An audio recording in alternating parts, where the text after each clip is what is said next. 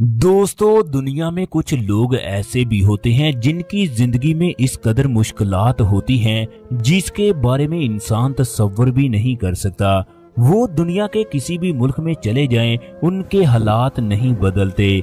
जिंदगी की तलखियां उन्हें आटे की तरह पीस कर रख देती हैं, मगर इन्हें क्या पता होता है कि एक दिन ऊपर वाला उनके लिए आसमान के दरवाजे खोल देगा, फिर उन्हें वहां से नवाजेगा जिसका उन लोगों ने कभी सोचा भी नहीं होता।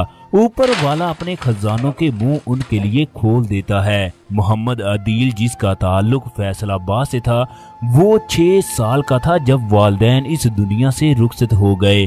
बहनों की जिम्मेदारी उस पर आयद हो गई। होटलों पर काम करके अदील ने अपने बहनों की शादी की। उसने बचपन से मेहनत करना सीखा। यही वजह है कि वो तालीम हासिल ना कर सका। उसने जिंदगी में एक ही फैसला किया, वो अपने बच्चों को अच्छे स्कूलों में पढ़ाएगा ताकि उसके बच्चे उसकी तरह धक्के ना खाएं। फिर वो वक्त भी आया जब अदील की शादी हुई। वो एक फैक्ट्री में काम करने लगा। वक्त गुजरने के साथ साथ उसके 4 बच्चे हो गए। घर के अखराजात भी बढ़ गए। अब उसने सऊदी अरब जाने का फैसला कर लिया ताकि वहां जाकर खूब मेहनत करे और बच्चों को अच्छी तालीम दे सके। अदील अब रोजी कमाने के लिए सऊदी अरब चला गया। सऊदी अरब उसके लिए एक अजनबी मुल्क था। उसे ना ही जुबान आती थी और ना ही उसकी किसी से वाकफियत थी। चनाचे 1 महीने तक उसे किसी भी जगह कोई काम न मिला। दूसरे महीने उसे होटल पर सफाई का काम मिला। चनाचे वो होटल पर सफाई का काम करना शुरू कर देता है। वो 1 साल तक होटल पर काम करता रहा, जिसकी वजह से उसके घर के हालात काफी हद तक बदल गए। एक दिन एक सऊदी उसके पास आकर कहने लगा, मुझे घर के काम के लिए एक लड़के की जरूरत है, मैं तुम्हें डबल तनख्वाह दूंगा, जबकि अकामे की जिम्मेदारी भी मुझ पर है। अदील ने मौका गनीमत समझते हुए हामी भर ली। कुछ ही दिनों के बाद वो उसके घर में काम करने के लिए चला गया। कफील का घर बहुत बड़ा था। उसने 3 शादियां कर रखी थी। घर के लिए बाजार से जो भी चीज लाना होती वो अदील इन्हें ला कर देता। कफील ने 3 महीने की तनख्वाह वक्त पर दी। इसके बाद कफील कभी 500 रियाल दे देता तो कभी 1000 रियाल दे देता। कफील ने अदील से वादा किया था जब वो अपने मुल्क वापस जाएगा वो उसको पूरा हिसाब देगा।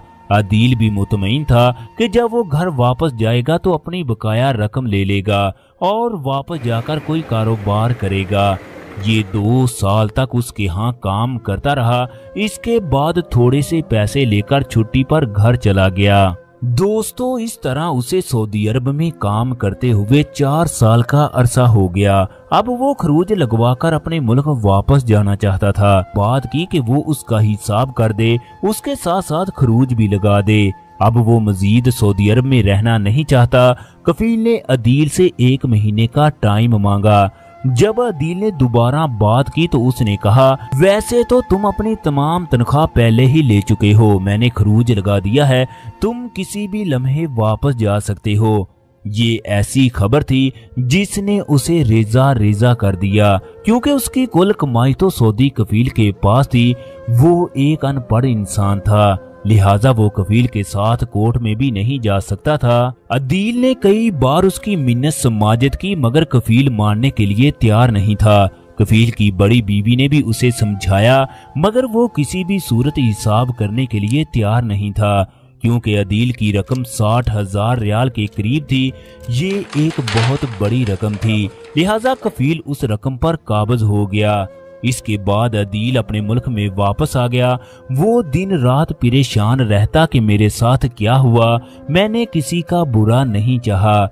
इसके बच्चे अच्छे स्कूल में पढ़ते थे, लिहाजा उनको वहां से गवर्नमेंट के स्कूल में शिफ्ट कर दिया गया। अदील ने पैसों की इस कदर परेशानी ली कि उसे फालज हो गया और वो बिस्तर पर आ गया। अब इसके घर में कोई भी कमाने वाला नहीं था।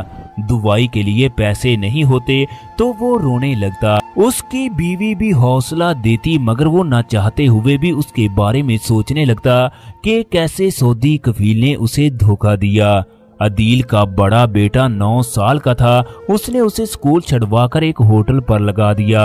अगर वो ऐसा ना करता तो बाकी घर वालों को फाकों का सामना करना पड़ता। दोस्तों वक्त गुजरता गया, अदील के घर के हालात मजीद खराब होते गए। डॉक्टरों ने उसे लाइलाज करार दे दिया। सऊदी अरब में कफील के घर की ये हालत थी, कभी किसी बच्चे की टांग टूट जाती तो कभी गाड़ी का एक्सीडेंट हो जाता, कभी उसके कारोबार को आग लग जाती। एक दिन उसने एक सऊदी आलम से इस बारे में पूछा तो उसने कहा कि मैं तुम्हारे बारे में इस्तिखारा करूंगा। दूसरे दिन कफील जब उससे पूछने के लिए गया तो वो आलम कानों को हाथ लगाने लगा, कहने लगा तुमने किसी गैर मुल्की पर जुल्म किया है, तुमने उसका हक खाया है, उसके बच्चे तुम्हें बद्दुआएं देते हैं, अगर तुमने उसका हक वापस ना किया तो तुम्हारी दुनिया और आखिरत दोनों तबाह हो जाएंगी।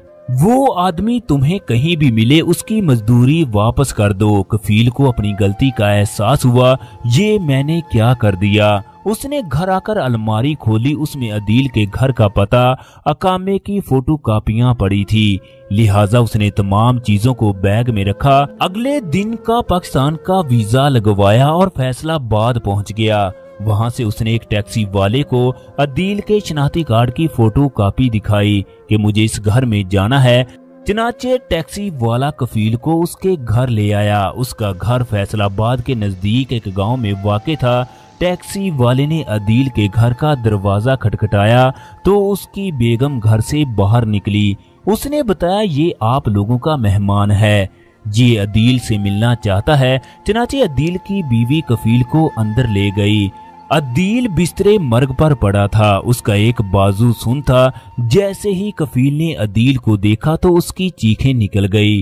उसने रोते हुए उसे गले से लगा लिया, कहने लगा ऐ मेरे दोस्त मुझे माफ कर देना। इतने में अदील को भी होश आ गया, वो भी उससे मिलकर खूब रोया।